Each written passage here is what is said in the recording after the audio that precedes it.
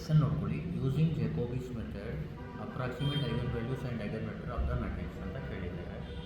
ಇಲ್ಲಿ ನೋಡಿ ಕ್ವಶನಲ್ಲಿ 1√2 ಇದೆ, √2 3 √2 2 √2 1 ಈ ಥರ ಕೊಟ್ಟರೆ ಹೆಂಗೆ ಫೈಂಡ್ ಮಾಡೋದು ನೋಡ್ಕೊಳ್ಳಿ. ಫಸ್ಟ್ ಏನು ಮಾಡಿ, ನೀವು ಐಗನ್ ವ್ಯಾಲ್ಯೂ ಐಗನ್ ವೆಕ್ಟರ್ನ ಜೆಕೋಬಿ ಮೆಥಡಿಂದ ಫೈಂಡ್ ಮಾಡಬೇಕು. ಫಸ್ಟ್ ಈ ವೆಕ್ಟರ್ ಏನ ಬರ್ಕೊಳ್ಳಿ, ಸಾರಿ ಮ್ಯಾಟ್ರಿಕ್ಸ್ ಏನ ಬರ್ಕೊಳ್ಳಿ. A = 1 √2 2 √2 3 √2 2 √2 1 ನೋಡಿ. ಎ ಬರೆದಾದ್ಮೇಲೆ ಏನು ಮಾಡಿ, ಇಲ್ಲಿ ಇದು ನೋಡಿ, ಇದು ಡಯಾಗ್ನಲ್ ಎಲಿಮೆಂಟ್ಸ್, ಇದು ಇದು ಇದು ಇದು ಇದು ಇದು ಇದು ಇದು ನಾನ್ ಡಯಾಗ್ನಲ್ ಎಲಿಮೆಂಟ್ಸ್. ಗೊತ್ತಾಗ್ತಿದೆಯಲ್ವಾ?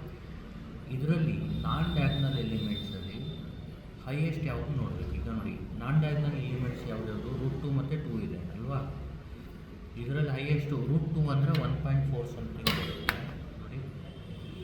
ಕ್ಲಿಯರ್ ಮಾಡೋಣ. ಶಿಫ್ಟ್ 93 √2 ಅಂದರೆ 1.4 ಸಮಥಿಂಗ್ ಬರುತ್ತೆ, ಮತ್ತು 2 ಇದೆ. ಅದರಲ್ಲಿ ದೊಡ್ಡ ಯಾವುದು 2 ಅಲ್ವಾ.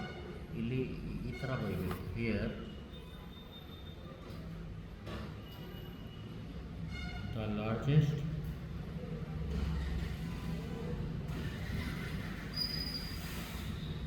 ನಾನ್ ಡಯಾಗ್ನಲ್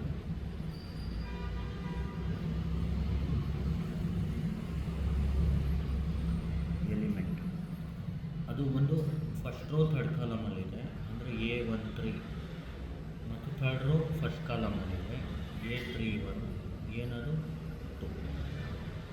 ಆಮೇಲೆ ಏನು ಮಾಡಬೇಕು, ಆ್ಯಂಡ್ A11 ಮತ್ತು A33ನ ಬರ್ಕೋಬೇಕು. A11 A33 = 1 ಅಂದರೆ ಕರೆಸ್ಪಾಂಡಿಂಗ್ ಡಯಾಗ್ನಲ್ ಎಲಿಮೆಂಟ್ಸ್. ಇದು 2 ಒಂದು ಲಾರ್ಜೆಸ್ಟ್ ಅಲ್ವಾ, ಇದಕ್ಕೆ ಕರೆಸ್ಪಾಂಡಿಂಗ್ ಡಯಾಗ್ನಲ್ ಎಲಿಮೆಂಟ್ಸ್ ಯಾವುದು A11 ಮತ್ತು A33. ಅರ್ಥ ಆಗ್ತಿದೆಯಲ್ವಾ? ಈ 2ಗೆ ಕರೆಸ್ಪಾಂಡಿಂಗ್ ಡಯಾಗ್ನಲ್ ಎಲಿಮೆಂಟ್ಸ್ ಯಾವುದು 1. ಅರ್ಥ ಆಗ್ತಿದೆಯಲ್ವ? ಅಂದರೆ A11 ಮತ್ತು A33 ಅದ್ರದ್ದು ವ್ಯಾಲ್ಯೂ ಏನು 1. ನಾವೇನು ಮಾಡಬೇಕು ಇದಾದಮೇಲೆ ಅಂದರೆ tan 2θನ ಫೈಂಡ್ ಮಾಡಬೇಕು. tan 2θ = 2 times A13 divided by A11 minus A33. ಈ ಫಾರ್ಮುಲಾನ ಅರ್ಥ ಇಟ್ಕೊಳ್ಳಿ. ಇಲ್ಲಿ 2 ಟೈಮ್ಸ್ A13 ಇದ್ದರೆ A13 ಬರೀರಿ, A12 ಇದ್ದರೆ A12 ಬರೀರಿ. ಗೊತ್ತಾಗ್ತಿದೆಯಲ್ವಾ? ಇಲ್ಲಿ A13 ಇದ್ದರೆ A11 A33, A12 ಇದ್ದರೆ A11 A22. ಅರ್ಥ ಆಗ್ತಿದೆಯಲ್ವ? ಆ ಥರ. ಈಗ ನೆಕ್ಸ್ಟು 2 ಇಂಟು A13 ಎಷ್ಟು 2 ಡಿವೈಡೆಡ್ ಬೈ A11 ಏನು 1 ಮೈನಸ್ A33 ಏನು 1.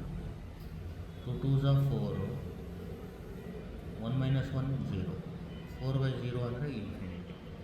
ಇಲ್ಲಿ tan 2θ ಏನು ಬಂದಿದೆ ಆನ್ಸರ್ ಇನ್ಫಿನಿಟಿ ಬಂದಿದೆ.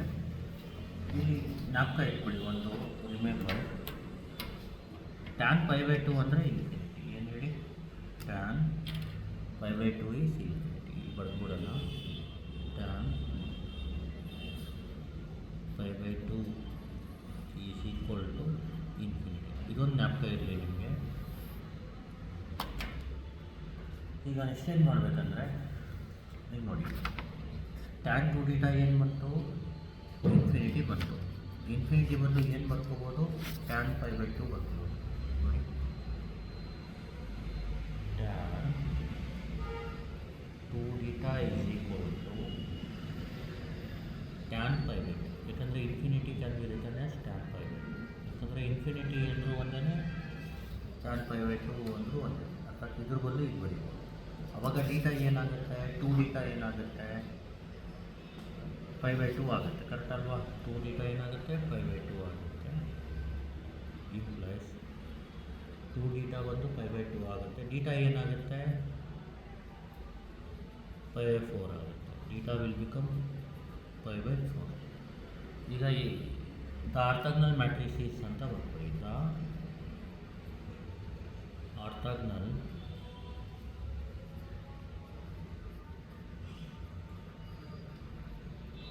ಮ್ಯಾಟ್ರಿಕ್ಸ್ ಈಸ್, ಇದಕ್ಕೆ ಫಾರ್ಮುಲಾ S1 = cos θ. ಜ್ಞಾಪಕ ಇಟ್ಕೊಳ್ಳಿ. ಆರ್ಥೋಗೋನಲ್ ಮ್ಯಾಟ್ರಿಕ್ಸ್ ಫಾರ್ಮುಲಾ ಬರೆಯೋದು ಯಾವ ಥರ ಅಂದರೆ, ಇದು ಡಿಪೆಂಡ್ A13 ಬಂದಿದೆಯಾ A12 ಬಂದಿದೆಯಾ ಅದರ A13 ಇದ್ದರೆ ಫಸ್ಟ್ ಏನು ಮಾಡಬೇಕು, A11 ಮತ್ತು A33 A13 ಬಂದರೆ A11 ಮತ್ತು A33ಗೆ ನೀವೇನು ಬರ್ಕೋಬೇಕು, ಕಾಸ್ ಡೀಟಾ ಬರ್ಕೋಬೇಕು, ಇನ್ನೊಂದಕ್ಕೆ 1 ಹಾಕ್ಕೋಬೇಕು. ಅಂದರೆ ಕರೆಸ್ಪಾಂಡಿಂಗ್ A11 A33 ಕಾಸ್ ಡೀಟಾ ಇರಲಿ, ಇದು 1 ಇದೆ. ಅರ್ಥ ಆಗ್ತಿದೆಯಲ್ವಾ? ಆಮೇಲೆ ಏನು ಮಾಡಿ, ಈ 1 ಇದೆಯಲ್ಲ ಇದಕ್ಕೆ ಕರೆಸ್ಪಾಂಡಿಂಗ್ ರೋ ಮತ್ತು ಕಾಲಮ್ ಎಲಿಮೆಂಟ್ನ 0 0 ಹಾಕ್ಕೊಳ್ಳಿ. 0 0 0. ಅರ್ಥ ಆಗ್ತಿದೆಯಲ್ವಾ? ಆಮೇಲೆ ಏನು ಮಾಡಿ, ಕಾಸ್ ಡೀಟಾ ರೈಟಲ್ಲಿ ಮೈನಸ್ ಸೈನ್ ಡೀಟಾ ಬರೀರಿ, ಕಾಸ್ ಡೀಟಾ ಲೆಫ್ಟಲ್ಲಿ ಪ್ಲಸ್ ಸೈನ್ ಡೀಟಾ ಬರೀರಿ. ಅರ್ಥ ಆಗ್ತಿದೆಯಲ್ವಾ? ಈ ಪ್ರೊಸೀಜರ್ ನೆನಪು ಇಟ್ಕೊಳ್ಳಿ. ಫಸ್ಟ್ ಏನು ಮಾಡಬೇಕು, 1 1 1 3 3ಗೆ ಕಾಸ್ ಡೀಟಾ ಬರ್ಕೋಬೇಕು, ಮಿಕ್ಕಿದ ಡಯಾಗ್ನಲ್ ಎಲಿಮೆಂಟ್ 1. ಈ ಎಕ್ಸಾಂಪಲ್ 1 2 ಇದ್ದರೆ ಇದಕ್ಕೆ ಕಾಸ್ ಡೀಟಾ ಬರ್ಕೊಳ್ಳಿ, ಬೇರೆದನ್ನ 1 ಬರ್ಕೊಳ್ಳಿ. ಆಮೇಲೆ 1ಗೆ ರಿಲೇಟೆಡ್ ಎಲಿಮೆಂಟ್ಸ್ ಇರುತ್ತಲ್ಲ, ರೋ ಕಾಲಮ್ ಎಲ್ಲ 0 ಹಾಕಿ. ಆಮೇಲೆ ಕಾಸ್ ಡೀಟಾ ರೈಟ್ಗೆ ಮೈನಸ್ ಸೈನ್ ಡೀಟಾ ಹಾಕಿ, ಕಾಸ್ ಡೀಟಾ ಲೆಫ್ಟ್ಗೆ ಪ್ಲಸ್ ಸೈನ್ ಡೀಟಾ. ಈಗ ಕಾಸ್ ಡೀಟಾ ಅಂದ್ರೇನು, 5/4. ಜ್ಞಾಪಕ ಇಟ್ಕೊಳ್ಳಿ, ಕಾಸ್ 5/4 ಆಗುತ್ತೆ. ಕಾಸ್ 5/4 ಅಂದರೆ ಗೊತ್ತಿರಬೇಕು ನಿಮಗೆ. ಕಾಸ್ 5/4 ಸೈನ್ 5/4 ಎರಡೂ ಒಂದೇ. ಅದೇನು ಬರುತ್ತೆ ಅಂದರೆ 1/√. ಜ್ಞಾಪಕ ಇಟ್ಕೊಳ್ಳಿ, ಅದು ಗೊತ್ತಿರಬೇಕು ನಿಮಗೆ. ಏನು, ಕಾಸ್ 5/4 ಮತ್ತು ಸೈನ್ 5/4 ಎರಡೂ ಆನ್ಸರ್ ಏನು, 1/√. ಏನಾಗುತ್ತೆ, 1/√2 0 ಮೈನಸ್ 1/√2 0 1 0 1/√2 0 1/√2. ಇದು S1 ಆಯಿತು. ಅರ್ಥ ಆಗ್ತಿದೆಯಲ್ವಾ? ಈಗ ನೆಕ್ಸ್ಟ್ ಏನು ಮಾಡಬೇಕಂದ್ರೆ, ನೀವು S1 ಆದ ತಕ್ಷಣ S1 ಟ್ರಾನ್ಸ್ಪೋಸ್ನ ಫೈಂಡ್ ಮಾಡಬೇಕು. S1 ಟ್ರಾನ್ಸ್ಪೋಸ್ ಅಂದರೆ ನೋಡಿ, ಫಸ್ಟ್ ರೋನ ಫಸ್ಟ್ ಕಾಲಮ್ ಮಾಡಿ, 1/√2 0 ಮೈನಸ್ 1/√2. ಸೆಕೆಂಡ್ ರೋನ ಸೆಕೆಂಡ್ ಕಾಲಮ್ ಮಾಡಿ, 0 1 0. ಥರ್ಡ್ ರೋನ ಥರ್ಡ್ ಕಾಲಮ್ ಮಾಡಿ, 1/√2 0 1/√2. ಇದು S1 ಟ್ರಾನ್ಸ್ಪೋಸ್. ಈಗ ನೆಕ್ಸ್ಟು ಬಂದು ಇದಾದ ತಕ್ಷಣ ಫಸ್ಟ್ ಟ್ರಾನ್ಸ್ಫಾರ್ಮೇಷನ್ ಮ್ಯಾಟ್ರಿಸೀಸ್ ಅಂತ ಬರ್ತದೆ. ಫಸ್ಟ್ ಟ್ರಾನ್ಸ್ಫಾರ್ಮೇಷನ್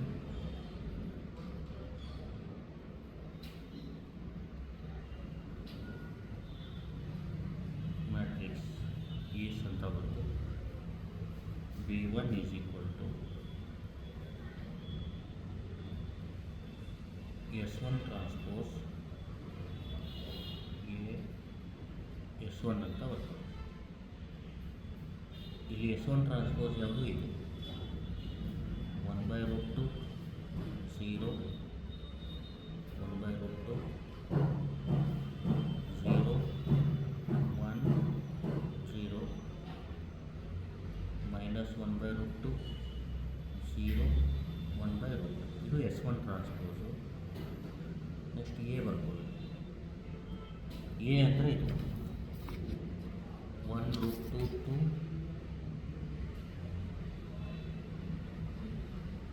ಆಮೇಲೆ √2 3 √2 2 √2 1. ಇದಾದ ತಕ್ಷಣ S1 ಅಂದರೆ ಇದು 1/√2 0 ಮೈನಸ್ 1/√2 0 1 0 1/√2 0 1/√2.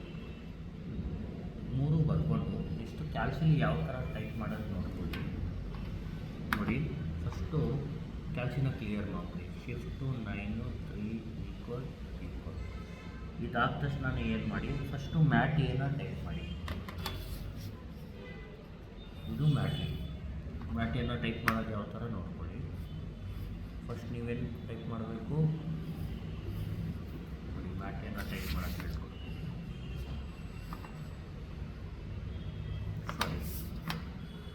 ನೋಡಿ ಮೋಡ್ ಹೊಡೀರಿ, ಮ್ಯಾಟ್ರಿಕ್ಸ್ 6ಗೆ ಹೋಗಿ, ಆಮೇಲೆ ಅದರಲ್ಲಿ 1ಗೆ ಹೋಗಿ, ಅದರಲ್ಲಿ ಒನ್ಗೆ ಹೋಗಿ 3 × 3.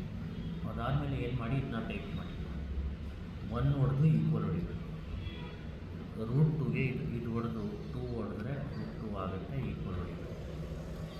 ನೆಕ್ಸ್ಟು 2 ಮತ್ತು √2 ಈಕ್ವಲ್ ಮಾಡಿ ಹೊಡಿಬೇಕು. 3 √2 ಈಕ್ವಲ್ 2 ಈಕ್ವಲ್ √2 1 ಈಕ್ವಲ್. ಇದು ಹೊಡೆದಾದ್ಮೇಲೆ AC ಹೊಡಿಬೇಕು. ನೆಕ್ಸ್ಟು ತುಂಬ ಇಂಪಾರ್ಟೆಂಟ್, ಈಗ ಮ್ಯಾಟ್ ಬಿನ ಹೊಡಿಬೇಕು. ಇಲ್ಲಿ ನಾಲ್ಕು ಇಟ್ಕೊಳ್ಳಿ. ಮ್ಯಾಟ್ ಎ ಅಂದರೆ ಎ, ಮ್ಯಾಟ್ ಬಿ ಅಂದರೆ S1.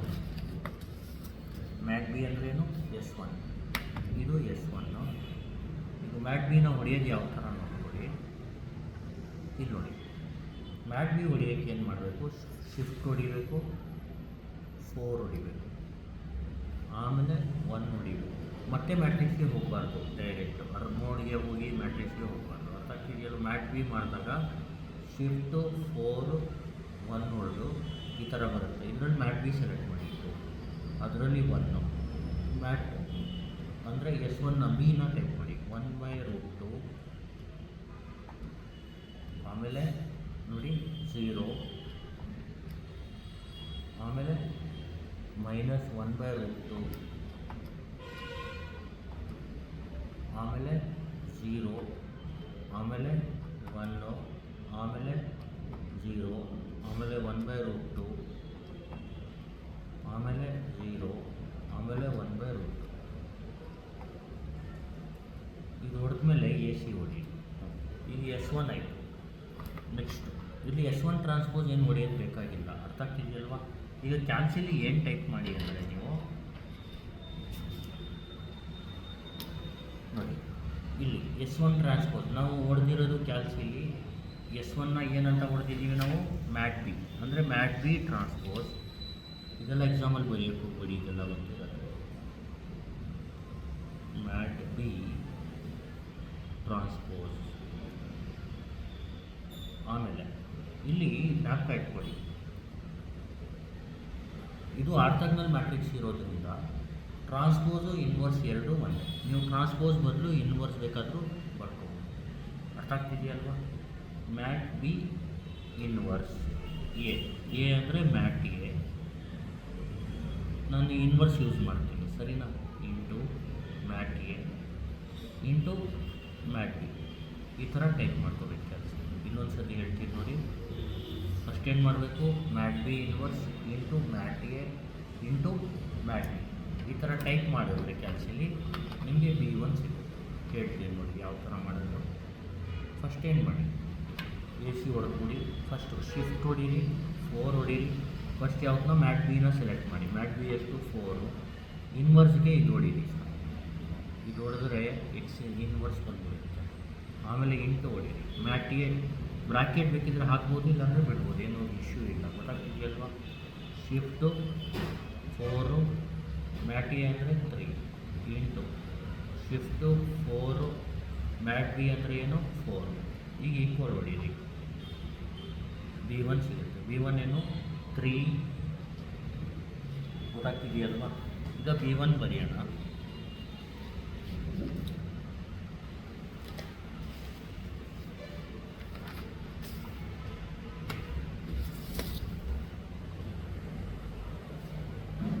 B1 is equal to ನೋಡಿ 3 2 0. ನೆಕ್ಸ್ಟು 2 3 0. ನೋಡಿ 2 3 0 0 0 -1 0 0 -1. ಈಗ ನೋಡಿ, ಇದು B1 ಏನು ಸಿಕ್ಕಿದೆ ನಮಗೆ, ಅರ್ಥ ಆಗ್ತಿದೆಯಲ್ವಾ? ಇದು ಸಿಮೆಟ್ರಿಕ್ ಇದೆ. ಇನ್ನೊಂದು ಡಯಾಗ್ನಲ್ ಬಂದಿಲ್ಲ. ಡಯಾಗ್ನಲ್ ಮ್ಯಾಟ್ರಿಕ್ಸ್ ಬರಲಿಲ್ಲ ಅಂದರೆ ಡಯಾಗ್ನಲ್ ಮ್ಯಾಟ್ರಿಕ್ಸ್ ಬರೋ ಗಂಟ ಹೋಗಬೇಕು. ಈಗ ನೆಕ್ಸ್ಟು ಇಟ್ರೇಷನ್ ಮಾಡಬೇಕು. ಈಗ ಇನ್ನೊಂದು ಸತಿ ಮಾಡಬೇಕಿಲ್ಲ. ಇಲ್ಲಿ ಇದರಲ್ಲಿ ಡಯಾಗ್ನಲ್ ಎಲಿಮೆಂಟ್ಸ್ ಯಾವುದು? 3 3 -1. ನಾನ್ ಡಯಾಗ್ನಲ್ ಎಲಿಮೆಂಟ್ ಒಂದು 2 ಮತ್ತು 0. ಇದರಲ್ಲಿ ಜಾಸ್ತಿ ಇರೋದು ಯಾವುದು? 2. ಅರ್ಥ ಆಗ್ತಿದೆಯಲ್ವಾ? Here the largest non-diagonal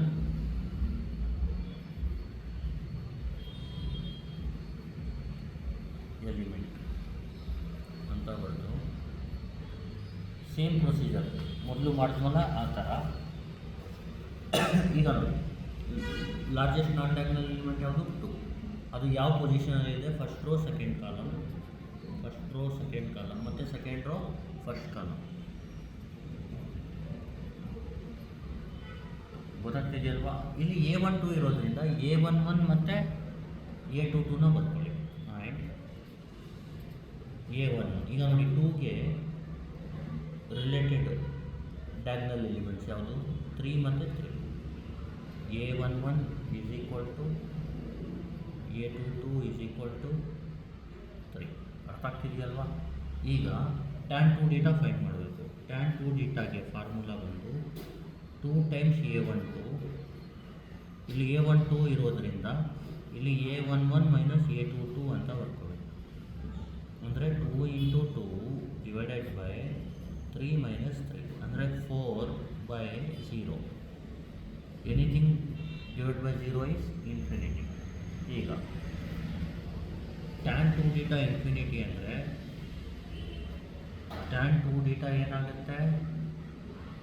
tan π/2 ಆಗುತ್ತೆ. ಅಂದರೆ 2 θ ಏನಾಗುತ್ತೆ? π/2 ಆಗುತ್ತೆ. ಈಗ tan 2 θ π/2 ಅಂದರೆ 2 θ π/2 ಇರಬೇಕು. ಅಂದರೆ θ ಏನಾಗುತ್ತೆ? π/4.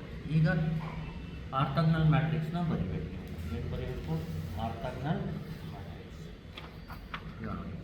ಆರ್ಥೋಗೋನಲ್ ಮ್ಯಾಟ್ರಿಕ್ಸ್ ಬರೆಯೋದು ಯಾವ ಥರ ಅಂದರೆ, first the orthogonal matrix is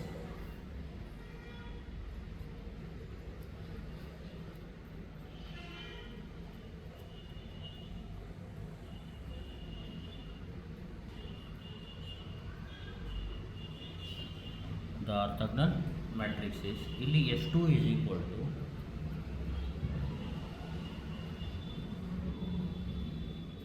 ಇಲ್ಲಿ ಫಸ್ಟು ನೋಡಿ A12 ಇರೋದ್ರಿಂದ ಫಸ್ಟ್ ಏನು ಮಾಡಬೇಕು ಅಂದರೆ A11 A22ನ ಕಾಸ್ θ ಬರ್ತದೆ. ಅರ್ಥ ಆಗ್ತಿದೆಯಲ್ವಾ? ಆಮೇಲೆ ಇನ್ನೊಂದು ಡಯಾಗ್ನಲ್ ಎಲಿಮೆಂಟ್ನ 1 ಬರ್ಕೊಳ್ಳಿ. ಮತ್ತು 1 ಇರುತ್ತಲ್ವ, ಅದಕ್ಕೆ ಕರೆಸ್ಪಾಂಡಿಂಗ್ ಎಲಿಮೆಂಟ್ಸ್ ಏನು ಬರುತ್ತೆ? 0 0 ಬರುತ್ತೆ. 1ಗೆ ರಿಲೇಟೆಡ್ ಕರೆಸ್ಪಾಂಡಿಂಗ್ ರೋ ಮತ್ತು ಕಾಲಮ್ 0 0.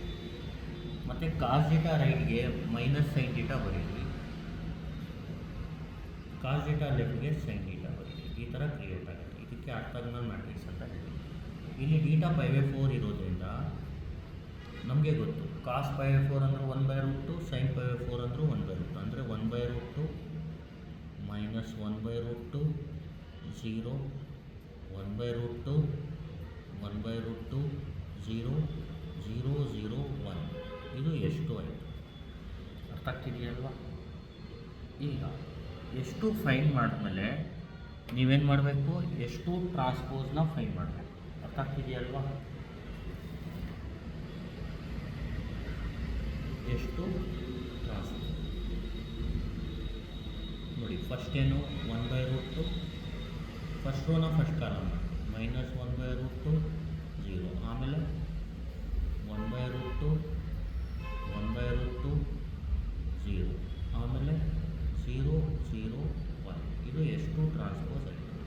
ನೆಕ್ಸ್ಟು ಈಗೇನು ಫಸ್ಟ್ ಇದು ಟ್ರಾನ್ಸ್ಫಾರ್ಮೇಷನ್ ಆಯಿತಲ್ವಾ? ಈಗ ನೆಕ್ಸ್ಟ್ ಏನು ಮಾಡಬೇಕು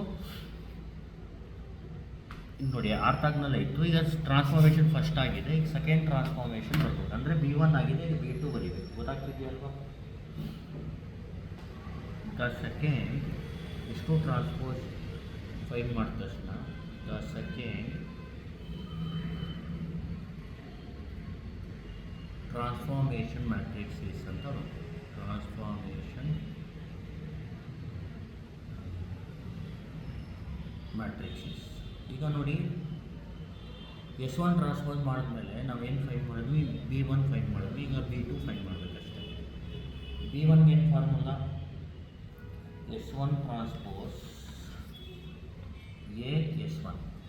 ಇಲ್ಲಿ B2ಗೆ ಫಾರ್ಮುಲಾ ಏನಂದರೆ S2 ಟ್ರಾನ್ಸ್ಪೋಸ್. ಅರ್ಥ ಆಗ್ತಿದೆಯಲ್ವಾ? B2ಗೆ ಏನು ಫಾರ್ಮುಲಾ? S2 transpose. ಇಲ್ಲಿ ಎ ಅಂದರೆ B1ನೇ ಎ ಅಂತ ಮಾಡ್ತಾರಲ್ಲ ಈಗ. ಅರ್ಥ ಆಗ್ತಿದೆಯಲ್ವ? ಇನ್ನೊಂದು ಸರ್ತಿ ಮತ್ತು ಎಷ್ಟು ಇಲ್ಲಿ ನೀವೇನು ಮಾಡಬೇಕಂದ್ರೆ ಇಲ್ಲಿ ಎಷ್ಟು ಟ್ರಾನ್ಸ್ಪೋಸ್ ಅಂದರೆ ಏನು, ಇದು 1/√2 1/√2 0, ಆಮೇಲೆ -1/√2 1/√2 0, ಆಮೇಲೆ 0 0 1. ಈಗ ನೆಕ್ಸ್ಟು ಇಲ್ಲಿ B1 ಅಂದರೆ B1 ಅಂದ್ರೇನು, 3 2 0 3 2 0 2 3 0 0 0 -1. ಇದು B1. ನೆಕ್ಸ್ಟು S2 ಅಂದರೆ ಇದು 1/√2 -1/√2 0 1/√2 1/√2 0 0 0 1. ನೋಡಿ ಈಗ ಇಲ್ಲಿ ನಾವು ಲಾಸ್ಟ್ ಟೈಮ್ ಮಾಡಿದ್ದು ಯಾವುದು, S1ನ ನಾವು B ಅಂತ ಅಂದ್ಕೊಂಡು ಎ ಮತ್ತು S1 ಟ್ರಾನ್ಸ್ಫರ್ ಅಂದರೆ ನಾವೇನು ಮಾಡಿದ್ದು ಕ್ಯಾಲ್ಸಿಲಿ ಅಂತ last time mat B inverse mat A mat B. ಇಲ್ಲಿ ಅಲ್ಲಿ ಮ್ಯಾಟ್ ಬಿ ಅಂದರೆ S1. ಇಲ್ಲಿ ಏನು ಮಾಡೋಣ, S2ನ ಮ್ಯಾಟ್ ಸಿಗೆ ಬರ್ಕೊಬಿಡೋಣ. ಅರ್ಥ ಆಗ್ತಿದೆಯಲ್ವಾ? ಇದು ನೋಡಿ, ಇದು ಮ್ಯಾಟ್ ಆನ್ಸರ್ ಆಗುತ್ತೆ, ಯಾಕಂದರೆ ಆನ್ಸರ್ ಬಂದಿದೆ. ಅರ್ಥ ಆಗ್ತಿದೆಯಲ್ವ? ಇಲ್ಲಿ ಮ್ಯಾಟ್ ಸಿನ ಇದನ್ನ ಮ್ಯಾಟ್ ಸಿ ಅಂತ ಟೈಪ್ ಮಾಡೋದು ಯಾವ ಥರ ನೋಡ್ಕೊಳ್ಳಿ. ಇದು ಮ್ಯಾಟ್ ಆನ್ಸರು ಅಂದರೆ B1. ನೋಡಿ B1 ಇದೇ ತಾನೆ, ಆನ್ಸರೇ ತಾನೆ. 3 2 0 2 3 0 0 0 ಮೈನಸ್. ಅರ್ಥ ಆಗ್ತಿದೆಯಲ್ವ? ಎ ಸಿ ಹೊಡ್ಬಿಟ್ಟು ಇಲ್ಲೇನು ಮಾಡಿ, ಸ್ವಲ್ಪ ಕ್ಯಾಲ್ಸಿಲಿ ನೀಟಾಗಿ ಮಾಡಿ, ಇಲ್ಲ ರಾಂಗ್ ಆಗಿಬಿಡುತ್ತೆ. ಇಲ್ಲೇನು ಮಾಡಬೇಕಂದ್ರೆ ಈ S2ನ ಸಿಗೆ ತಗೊಳ್ಳು, ಅಂದರೆ ಶಿಫ್ಟು 4, ಇದರಲ್ಲಿ 1, ಇದರಲ್ಲಿ 3, ಇದರಲ್ಲಿ 1, ಇದು ಮ್ಯಾಟ್ಸಿನ ಟೈಪ್ ಮಾಡ್ಕೊಳ್ಳಿ. 1/√2 ಹೊಡೆದ್ಮೇಲೆ ಈಕ್ವಲ್ ಹೊಡಿಬೇಕು, -1/√2 ಹೊಡೆದ್ಮೇಲೆ ಈಕ್ವಲ್ ಹೊಡಿಬೇಕು, 0 1/√2 1/√2 0 0 0 1. ಆಮೇಲೆ ಎ ಸಿ ಹೊಡಿ. ಈಗ ಸೇಮು ಇಲ್ಲಿ ಇನ್ನೊಂದೇನೆಂದರೆ ಮ್ಯಾಟ್ಸ್ ಅಲ್ಲಿ ಏನು ಮಾಡಿದ್ವಿ ನಾವು, ಫಸ್ಟು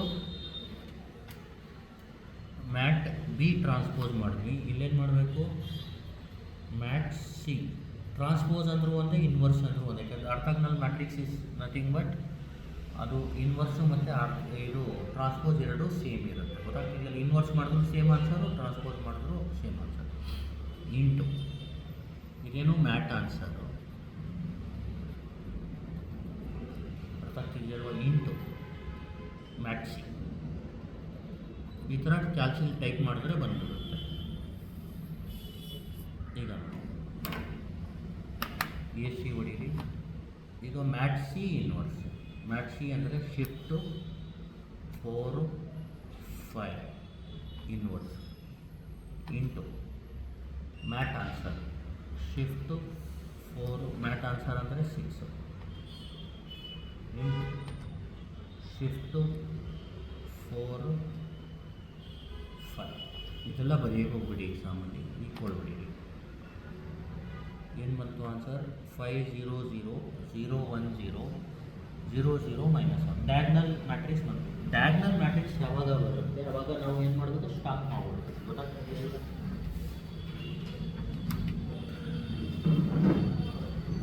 ಈಗ B2 ಬರ್ಕೋಬಿಡೋಣ. ಏನು ಬಂದಿದೆ answer? B2 is equal to 5 0 0 0 1 0 0 0 -1. ಇಲ್ಲಿ ಒಂದು ನಿಮಗೆ ರಾಂಗ್ ಆಗೋ ಚಾನ್ಸಸ್ ಇರುತ್ತೆ. ಏನು ಕೇಳ್ಕೊಳ್ತೀನಿ ನಿಮಗೆ ನೋಡಿ. ಈಗ ಎ ಸಿ ಹೊಡೀರಿ. ಈಗ ಇದನ್ನ ಹೊಡೀರಿ, mat C inverse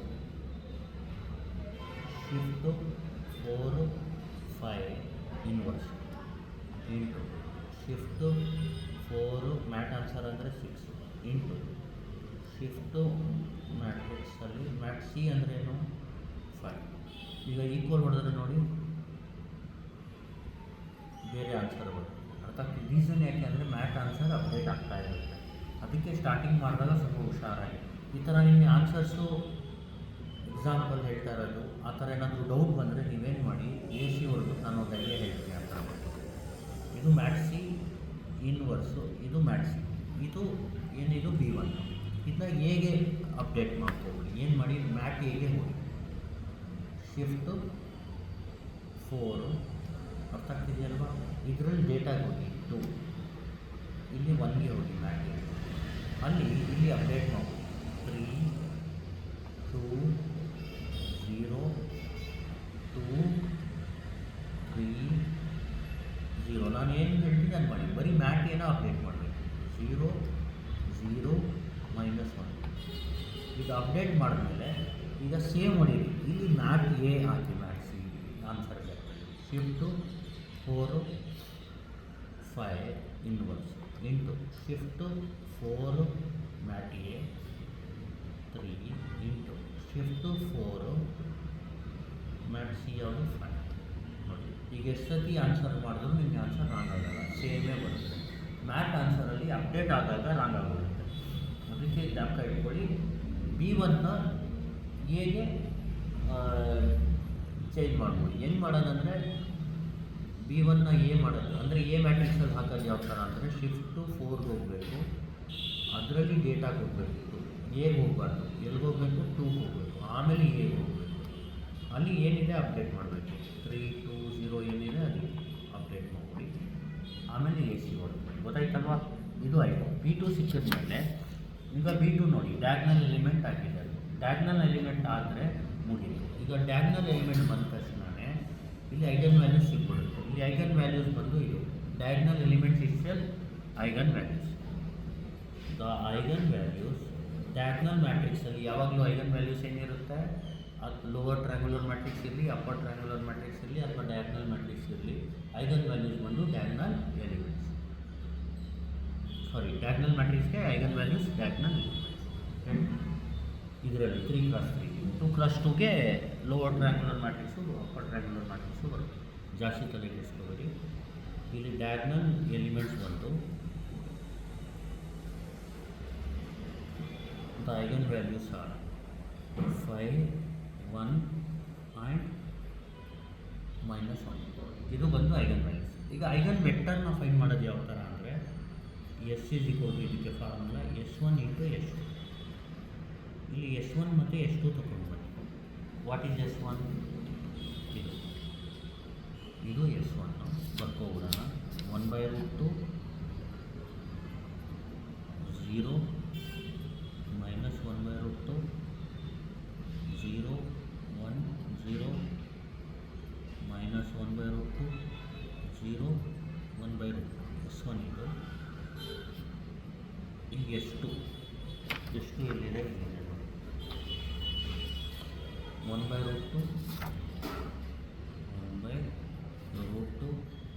-1/√2 0 1/√2 1/√2 0 0 0 1.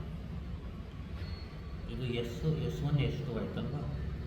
Is equal to ಇಲ್ಲಿ ಮಾಡೋದು ಯಾವ ಥರ ಅಂದರೆ ಇಲ್ಲಿ ಕ್ಯಾಲ್ಸಿಲಿ ಮ್ಯಾಟ್ B × ಮ್ಯಾಟ್ ಸಿ ಮಾಡಿದ್ರೆ ಸಾಕು, ಆನ್ಸರ್ ಬಂದ್ಬಿಡುತ್ತೆ. ಏನು ಮಾಡಬೇಕು? S1 ಅಂದರೆ ಗೊತ್ತು ನಮಗೆ ಆಲ್ರೆಡಿ ಮ್ಯಾಟ್ B, S2 ಅಂದರೆ ಮ್ಯಾಟ್ ಸಿ.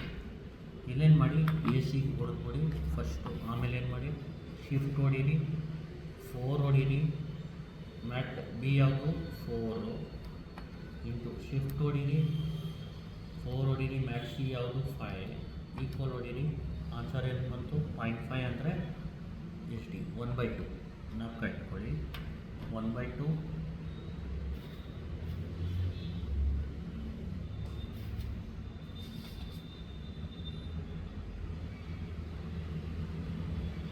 ಏನು 0.5 ಅಂದರೆ 1/2. ಇದು -0.5 ಅಂದರೆ -1/2. ನೋಡಿ ಇದಕ್ಕೆ 0.7071067812 ಈ ಥರ ಬಂದರೆ 1/√2 ಅಂದ್ಕೊಳ್ಳಿ ಅಂತ. ಮೈನಸ್ 1/√2. 0.7071 ಅಂದರೆ 1/√2, ಆಮೇಲೆ 1/√2, ಆಮೇಲೆ 0, ಆಮೇಲೆ 1/2, ಆಮೇಲೆ ಮೈನಸ್ 1/2, ಆಮೇಲೆ 1/√2.